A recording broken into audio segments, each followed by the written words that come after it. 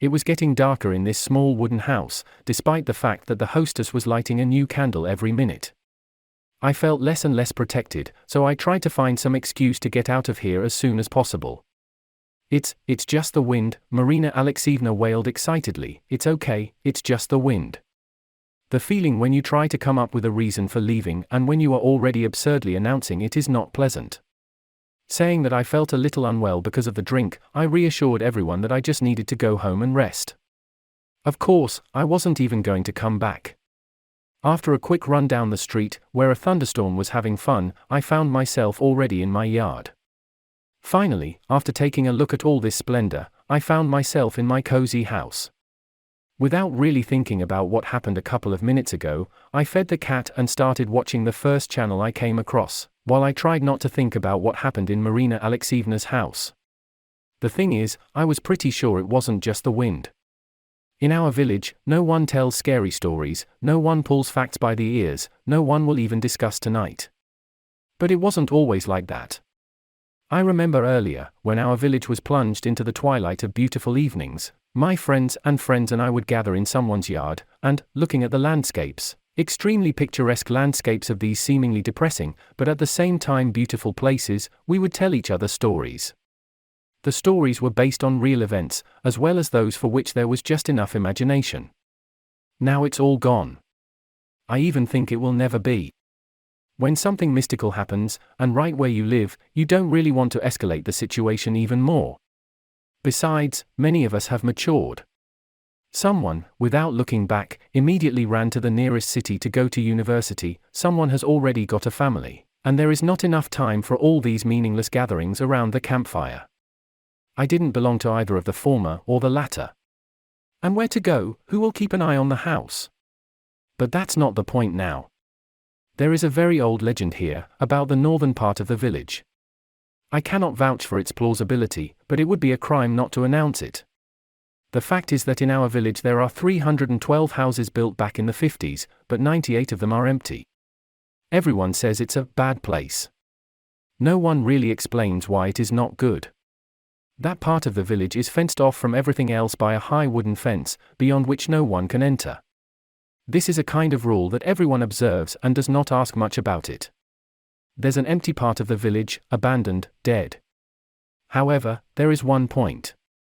With the onset of autumn, when the leaves fall from the trees that have grown over the years at this fence, at night, in the dark, you can see the light in the windows of those abandoned houses, as well as people who wander through those long, forgotten streets. Literally. Many residents noticed it, many saw it and were afraid. It became a kind of scary legend, and it was rumored that ghosts roamed there. But this is also mysticism. After all, if you are looking for something, you will always find it. I myself watch these houses sitting at the window in the evenings. Yes, indeed, something similar to the light in the windows was visible, but this is a stretch. My friends and I very often made up all sorts of different stories about that part of the village. In fact, it was fun and scary, but this is only at first. One day, we violated a law that the residents have long adopted. One evening we went to that part of the village, so to speak, to experience even greater fear. The weather was to match our mood. Gloomy trees bent under a strong wind, which sent a pile of snow right in our face from a road that no one had walked on for many years. This wind seemed to specifically prevent us from going further. But nothing could stop us. When we reached the fence that blocked the road further, we began to climb over it. Having overcome this obstacle, I found myself in a place where no human foot has set foot for a very long time. We found ourselves in the territory of rumors and various legends. After exchanging glances, we set off along the road. Ordinary houses, however, a little beaten by time, flaunted on the sides. 98 houses. Choosing the darkest of all, we decided to go inside. And here something similar to madness begins. Already from the threshold, I don't know about the others, but for me personally, it didn't feel good. I saw a candle on the windowsill. I immediately remembered the stories of the residents, about the light from the windows of abandoned houses and the presence of a candle. It seemed creepy to me. Going a little further, namely to the second floor, I felt like a wind, a very cold wind that passed right through me. It was very strange and unusual, but still understandable. Quickly descending to the first floor, we made the most idiotic decision, to stay here, in this house, at least for a couple of hours. Although at that time, we were wondering, well, we couldn't just leave. Meanwhile, gradually, the street was plunged into darkness. We decided to light a candle, the one that stood on the window. And now, having already prepared to sit down by the window, a chill ran through my skin. The candle went out, after a couple of seconds. We lit it again, but the result was the same. It's not a big deal. The dog is with her, with this candle. We didn't have any phones or watches, so I can't tell you the exact time when something truly terrible happened. Approximately 10 p.m., plus or minus 30 minutes. So, a candle was lit in the house opposite. At first I thought that one of my friends decided to make a joke, but after looking and counting everyone, I came to the conclusion that everyone is here. I didn't want to leave the house now, it was very far to the saving fence. Candles began to light up in every house, we didn't see who lit them, but we understood that it was obviously too strange. House after house, candles were now lit, and it was clear that someone was walking in them there. Suddenly I heard shuffling from behind, from the second floor. Once again, everything is here, there was no one to scare. Did you guys forget something? It was heard from the stairs. Such a hoarse, senile voice. On the stairs, someone began to descend. Without saying anything to each other, we all somehow intuitively understood what we needed to do. Running out of the house, and finding ourselves on the street, we rushed to the fence. From the house behind, screams were heard. Stop! Come back! Having already found ourselves in the village, in our native, we tried to catch our breath. A wonderful end to the day. Just beautiful. It's just that homeless people probably settled there, Oleg said, trying to explain everything. I was on the second floor, I said, there was no one there. I'm sure. Then our conversation was no longer aimed at creating new horror stories, but, on the contrary, at a reasonable explanation of what happened. We soon agreed on this. People settled there. That's it, the end of the story. No one told the relatives anything, even though we were all already 17 years old, but we did not want to admit that we had violated the ban. From now on, we pretended as if nothing had happened there, but strange events began to happen in the village. Our village is big, people don't really like to share various mystical incidents that occur. But just recently, I learned an interesting story from my neighbor. Two of his acquaintances, very often in the evenings, someone wanders under the windows, there are knocks on the walls, footsteps in the night inside the house. And when exactly did it all start? I asked with interest, peering out the window. Yes, it started quite recently, about 2 months ago, Andrei said calmly and began to get ready to go home. I was a little shocked. Just then, at that time, I visited that part of the village with my friends. An unpleasant thought struck me, what if it's all because of me? Because of us? My thoughts have since started to be filled with guilt. I believed so much that there was just a man who wandered into that house for the night, that it was just wild for me to admit that all this could be mysticism. However, time passed and finally, mysticism got to me. One winter night, as usual, I was sitting at the window and peering in the direction of those gloomy abandoned houses. In the distance, I saw a shadow flash by. She quickly ran across the street and disappeared behind the neighbor's house. Probably just imagined it. From now on, I watched a similar picture almost every evening, and at night, falling asleep in a cozy bed, which is located against the wall, I jumped up from it instantly. Someone knocked very loudly on this very wall. The thought that maybe this is just a prank was trying to survive in my head, but, unfortunately, there are no jokers in our village. Once more, only louder and fiercer, there was a knock on the wall. I didn't have the desire to go out to check what was going on there, and I didn't have the courage either. In the next room, I heard shuffling. Armed with a board, and hoping that I was still alone in the house, I wandered quietly, so as not to make a sound, to the door to that room. The room was empty, but someone had definitely been in it. Things were not in the places where I left them a couple of hours ago, the bedside table was in the center of the room at all. A lot of goosebumps ran through, the only solution I could take was to run to my neighbor. Closing the door to the small room, I froze in my tracks. Where I left a couple of minutes ago, everything was different. The bed was by the window, the wardrobe was by the door. What the hell? How did it all move without making a sound? Again, someone knocked on the wall of the house. I decided to stay in the house until morning, sitting down with a board in my hands on a chair. The devil knows what's waiting for me outside the door. Left alone with the silence, I couldn't sleep that night. I constantly heard a hoarse old man's voice from the street. He was whispering something, but I couldn't make out anything. In the morning, despite the fact that I had not slept all night, I flew out of the house like a bullet and went to my neighbor, Marina Alexeyevna. The fact is that then, on her birthday, she somehow wailed too strangely about the wind. It even seemed to me that she was so worried not because of the spoiled holiday. After telling her everything that happened that night, and naturally not informing her about what I and my friends had done once, I sat comfortably in an armchair and began to listen to her story. Well, I'll tell you about this place, but don't take many things seriously. I'm an old man, I can mix something up. When we came here, in those distant years, we were just happy. Great place, just great. Especially the northern part of the village.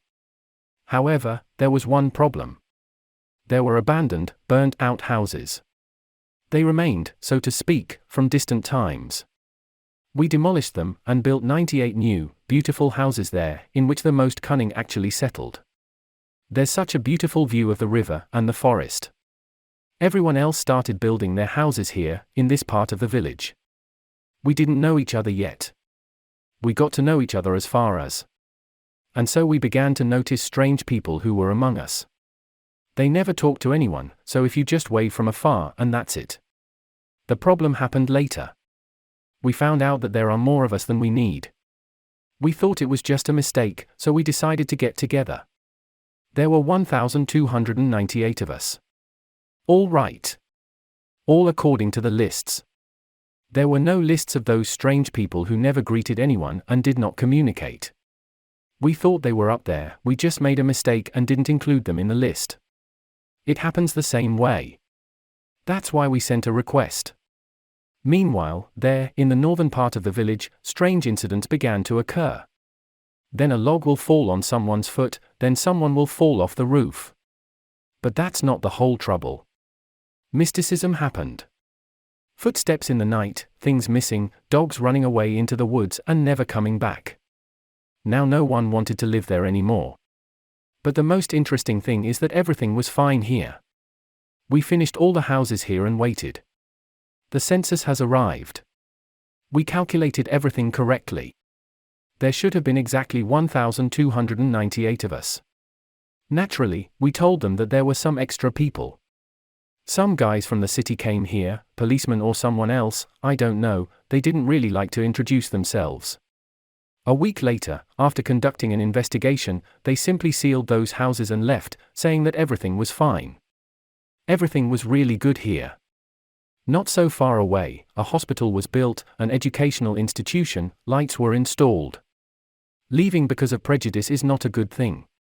However, those same people from the authorities, for some reason, built a fence that separates the northern part of the village. Often, we saw lights in the windows of those houses. It's even like someone is wandering. But we don't go there, and even if someone lives there, they don't come to us either. They say that the inhabitants of that burned village settled there, behind the fence. They say those dead people who lived in those houses demolished by us are still there. There was a village here 100 years ago, a settlement. And it burned down. A tragedy, no one survived. But then a couple of months ago, something happened. Someone must have disturbed them. Many now have their own mystical stories that they don't want to tell others. The neighbor's story ended, and I was afraid to admit that it was all my fault. After leaving her with a certain burden on my soul, I wandered to my home. Having forked out to put money on my mobile phone, I started calling my friends and buddies who have been living student life for a long time and who have been in the city for a long time. I told them everything, and we agreed to meet, or rather, they agreed to come to the village as soon as possible. The next day, they were already at my house. Of course, not everyone came. Many of them had unexpected things to do. Well, however, I understand them. Sitting in my house, and celebrating our long-awaited meeting, we discussed what was happening in the village. Suddenly the lights went out. It happens, it's okay. Or. I looked out the window. It was dark in all the houses. We lit candles and continued our gatherings.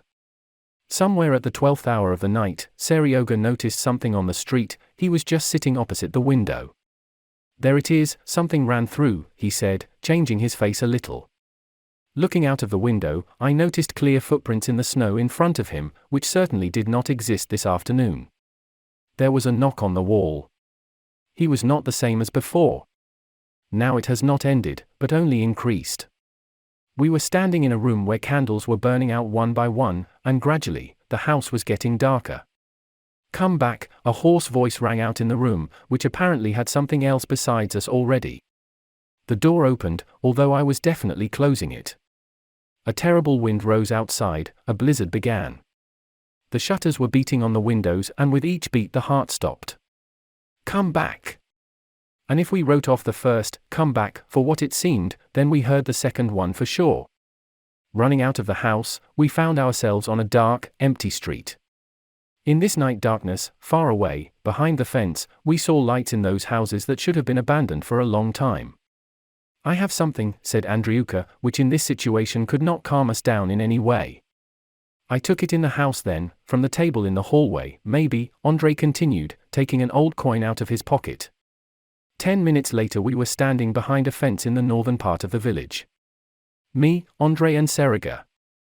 The empty street, which was buried in snow, was illuminated by dim light from the windows of empty houses. Once in the very house we visited a couple of months ago, we put a coin on the hall table. However, when we were about to leave, we noticed something. In the utter silence of this gloomy house, we waited with bated breath for the denouement of this crazy story. Footsteps sounded from above. Something started coming down. It was an old woman who, without looking away, was getting closer and closer to us. Like a bullet, we flew out into the street and ran to the fence. The fence was built for a reason, was heard behind. Everything has been fine in the village for a whole year now. The mysticism has stopped. Today, sitting at the window, I again watched those supposedly empty houses. There was a light on in each of them, you could even see the shadows that walked along that street. Suddenly, the shutters closed abruptly, hitting the window hard. However, it's just the wind, now I'm calm, it's just the wind.